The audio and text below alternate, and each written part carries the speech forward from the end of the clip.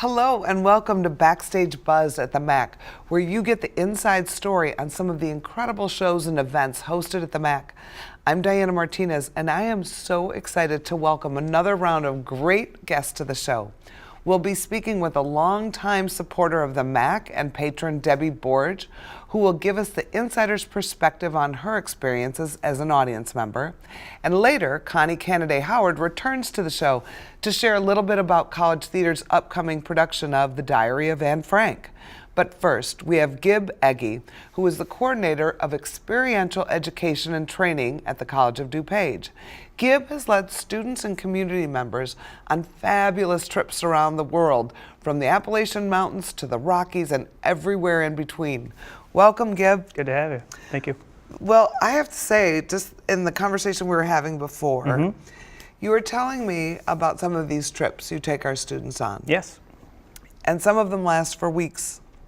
Anywhere from a weekend to a couple weeks. Weekend to a 3 weeks. couple weeks, Yeah, okay. depending on the destination. And you do backpacking and trail walking, and tell us what you were just telling me about how you, it's not like you're stopping at a hotel. No. Right? So what do the students have to bring with them? Well, a lot of it depends on the destination we're going. We do a lot of trips that are backcountry experiences where we camp. So the students are bringing along pretty much whatever they can carry, the essential items, clothing, shelter, enough calories to get them through the day, water. So you're condensing all of your creature comforts of home into a smaller package. So really the essentials. And you were telling me that it's a pound per day, pound and a half per day, or 2 pounds per person per day for food. We bring a little bit more if you're looking for high altitudes or more extreme activities. Maybe a little bit less if it's So really is there hot room out. for cookies? Yes. Oh yeah. There is room for sweets and Definitely. snacks? Yeah, a lot of calories in cookies for the weight, so that's a great thing to bring. Yeah. It's not the type of thing you go on to lose weight. We're always constantly eating while we're on these experiences. However, you got to balance how much you can carry versus how much you want to eat. Exactly. Yeah, do you want your pack to be heavy and bring a whole bunch of food and luxury items, or do you want the experience to be a little more easier? But in that case, you might not get a clean t-shirt every day. That's right, yeah. So the reason we asked you to join us is we are doing this new National Geographic Live adventure series where speakers who have and photographers and photojournalists are going to come to the MAC and talk about their experiences. And we have a Grand Canyon adventure talk coming. It'll be a good one.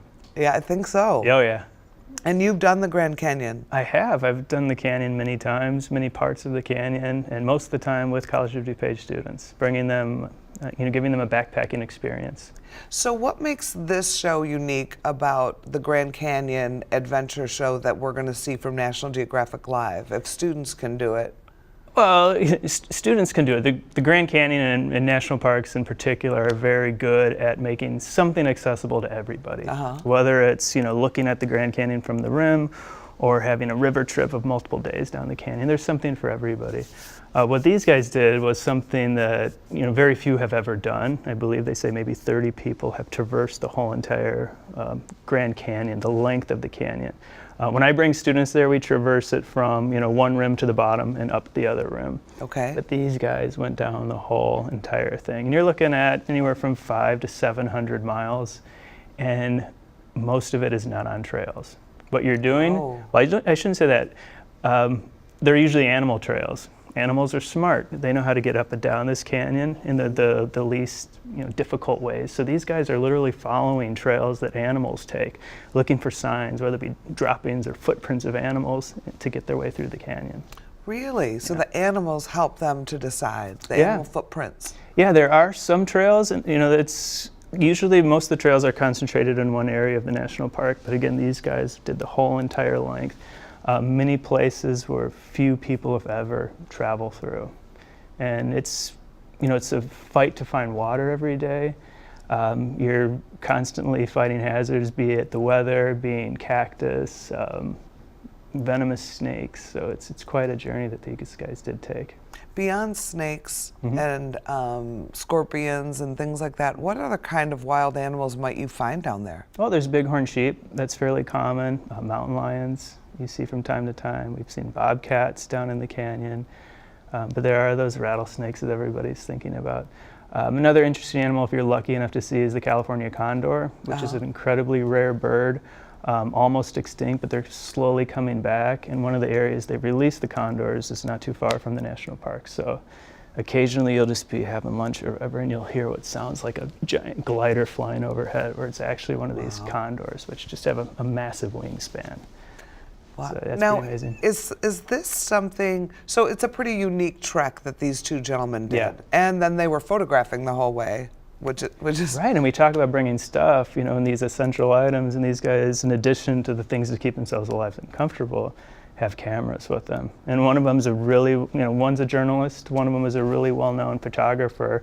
So these are people that have, you know, good equipment to make incredible images, so they're bringing this stuff with them.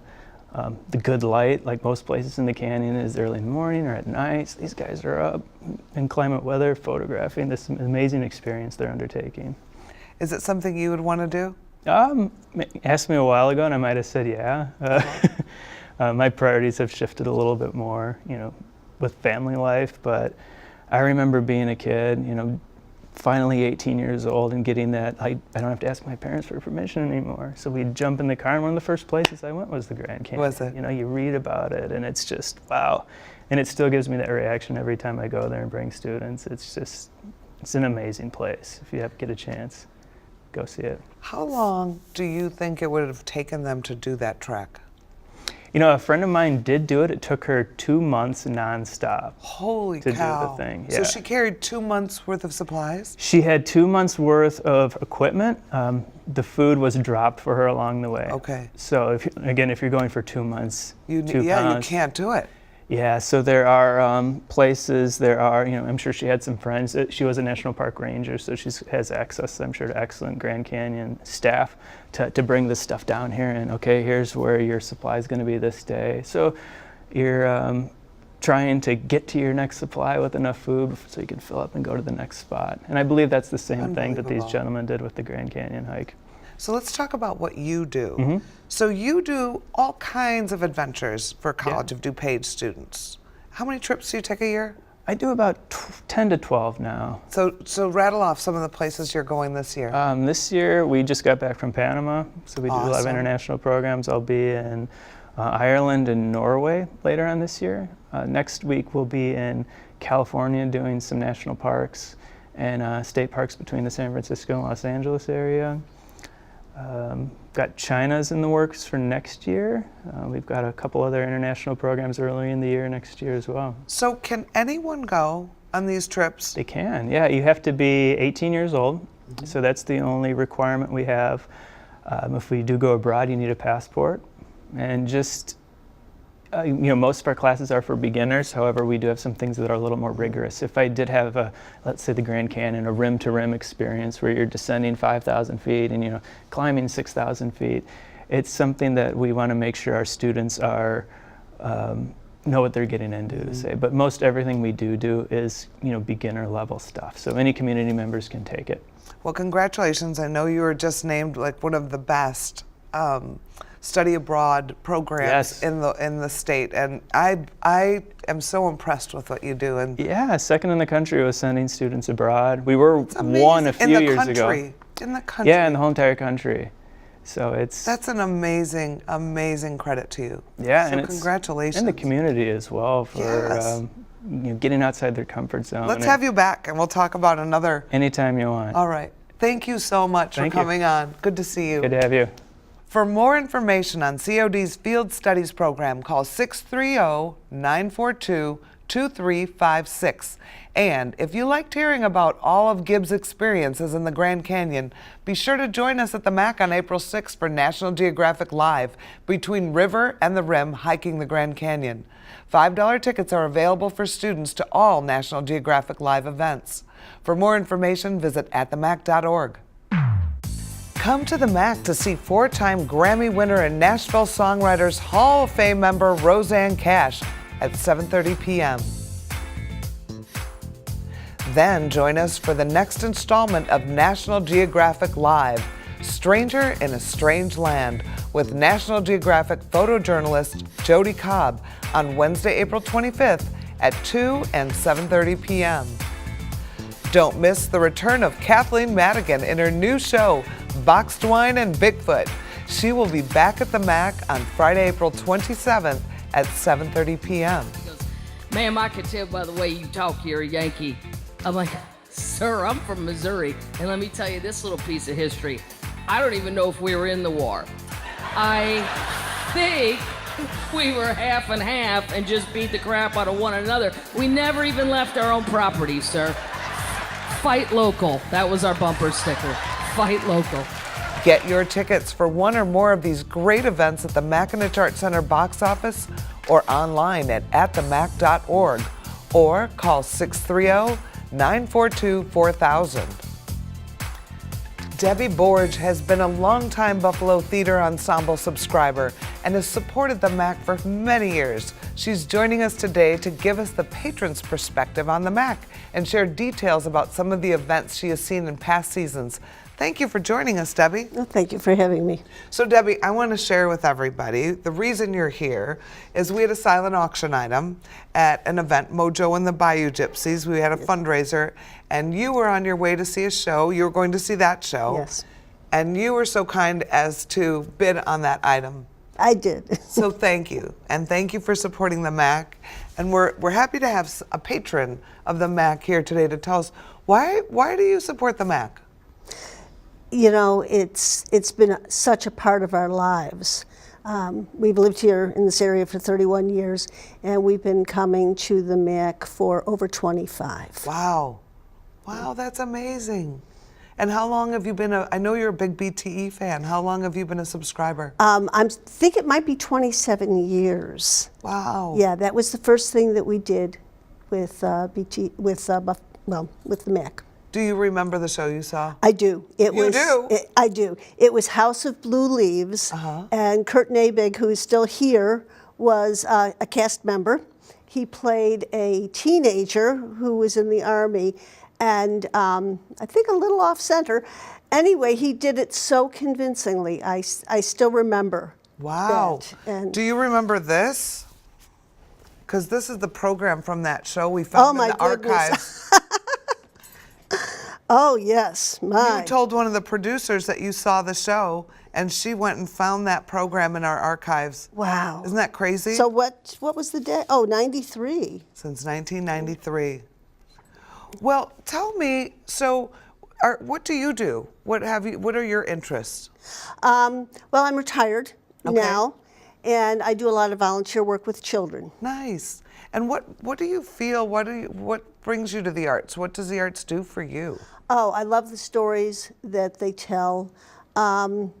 Sometimes it just takes you away from the everyday. It does. Gives you a lot to think about. And there's such a wide selection of things here. So I've brought my grandchildren to things, come with friends. You know, it's interesting because you can watch now anything you want almost on TV at home or on demand.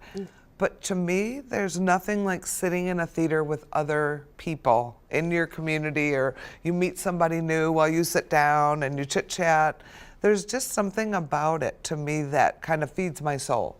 Oh, definitely, definitely. I can't tell you the last time I saw a movie in a theater, but to have the opportunity to experience live theater is just so special. And we're lucky that we have all of this in our community.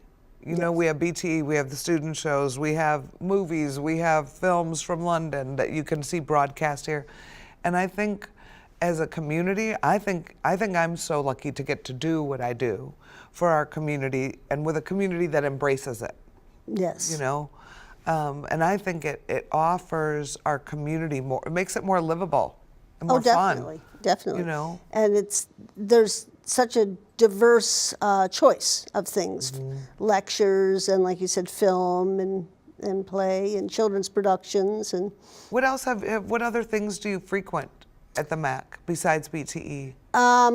We've been to a number of shows in the main theater. I'm not sure between the remodel, but we enjoyed Robert Cray. We were here for the opening. Oh, nice. When they opened the main theater. And you come to some of the summer shows, I think, as well, Yes. right? Or outside lakeside Yes, shows? we did. Not last summer, but the summer before. I was here with my brother and his wife, and my sister and her husband, and my husband, and we saw Buckwheat Zydeco. Oh, And our jazz series. That's what outside. led us to see Mr. Mojo. Oh, nice. See how one thing leads to it keeps Yeah. opening a door, right? You see one Yes. artist and you're like, well, now I think I might be interested in that. Mm-hmm. It is interesting how it expands your taste. Oh, definitely. You know, when I first started, I wasn't a big classical music person. And then I saw New Phil and I'm like, oh, well, that's fun. That's good. I know those tunes. And then you get a little more brave and you go to a more, that was a pop show that I saw. And then you start to appreciate. It's interesting, isn't it? Yes. Saw Los Lobos Oh, yeah. here with Ballet Folklorico. Yes, yes, and that would not have put the two together, but it was wonderful. It wasn't that wild how those two forms met, Yes. and then it made total sense when you saw them all together. Yeah. It's really interesting. Well, thank you for what you do, because I always say we could not do what we do if there's no one in the audience, right? This is true. We need the audience. It's all about you. So thank you for your support and your friendship of the MAC and your support of BTE. And I hope you love the new show. I know you're going to see it real soon. I am, yes. Wonderful. Well, thanks for coming on the show. Well, thank you very much. Thank you. If you're interested in becoming a subscriber and supporting the MAC like Debbie, please visit atthemac.org for more information. The new Philharmonic Orchestra is back on April 7th and 8th with pianist Wael Farouk. Don't miss this one-of-a-kind opportunity to see all 5 of Beethoven's piano concertos performed in one sitting. Come see students from the college dance program in their spring showcase on Friday, April 20th. Original student choreography, solo dances, and classwork will be featured.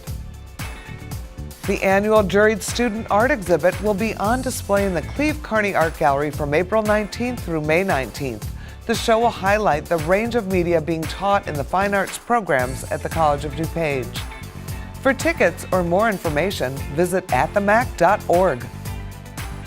I'm so pleased to welcome Connie Canaday Howard back to the show, who you know very well as the head of the theater department at the College of DuPage, hot off directing a successful run of Time Stands Still with Buffalo Theater Ensemble. Connie's next project is directing The Diary of Anne Frank for the College Theater. Welcome, Connie. Hi.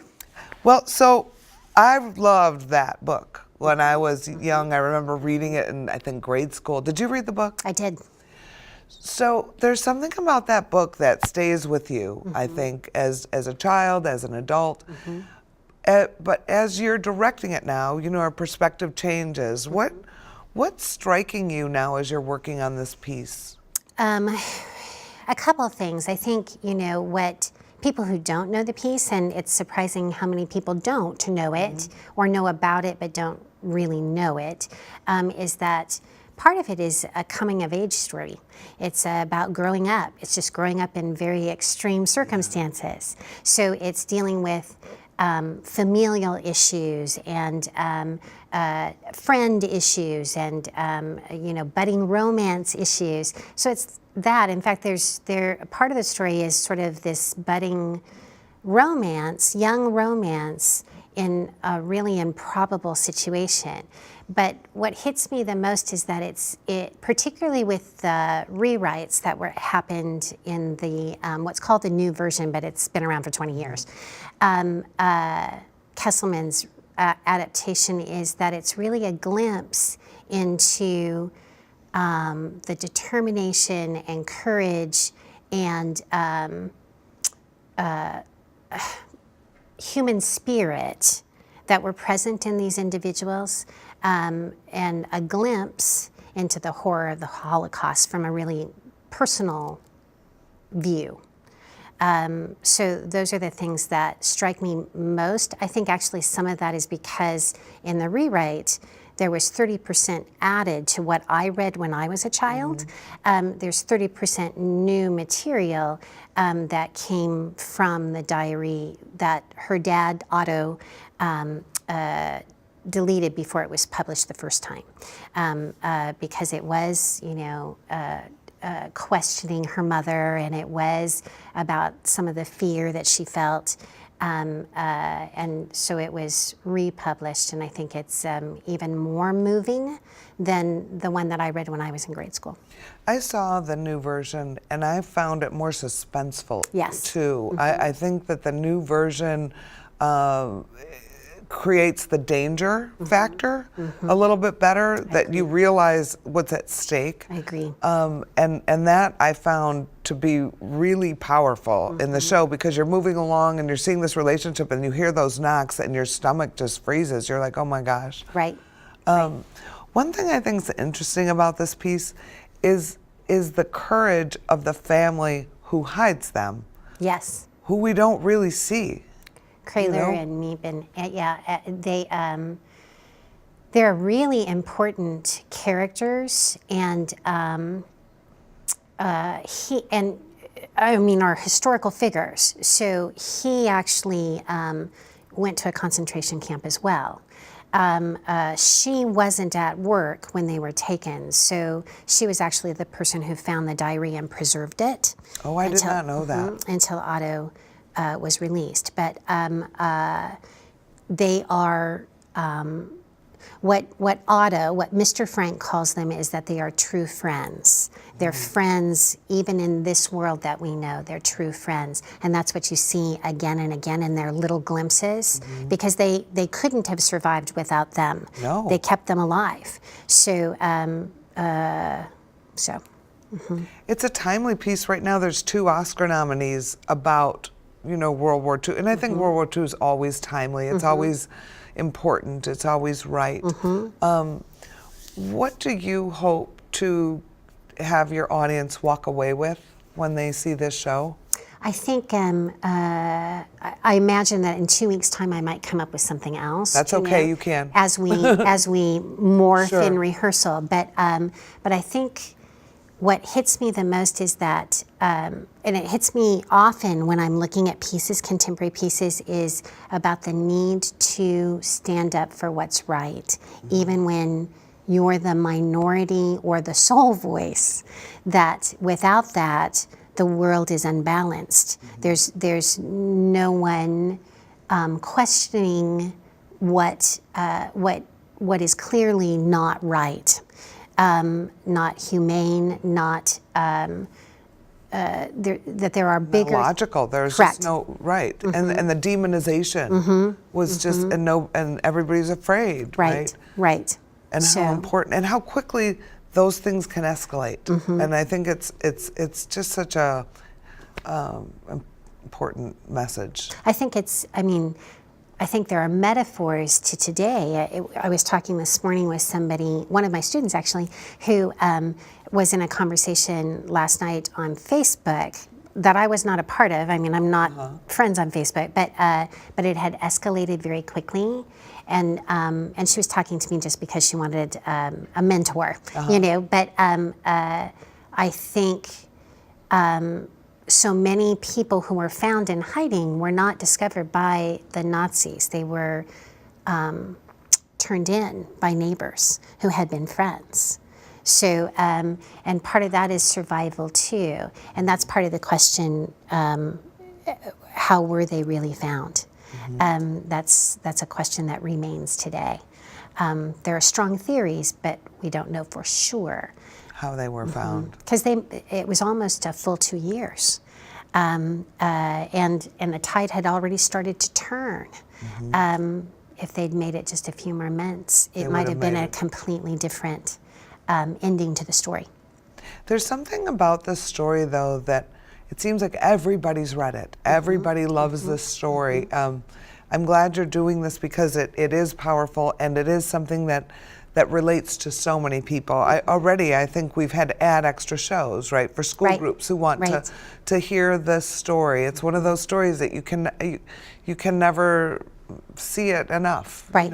How many students will be performing this show? Oh, I didn't count.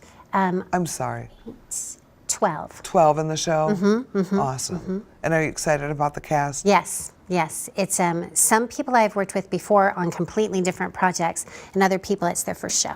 So it's fun.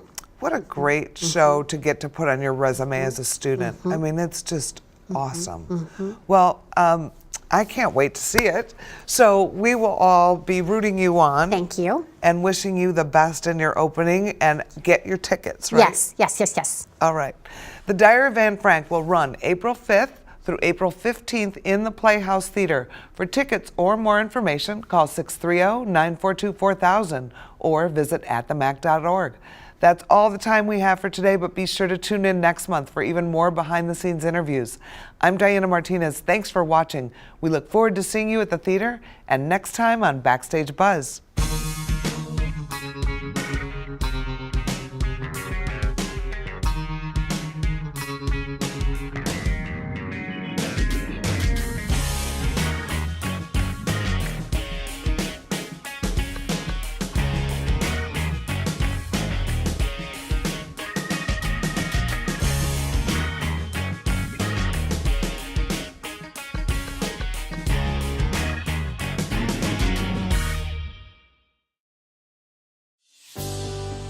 My name is Azim Anjum.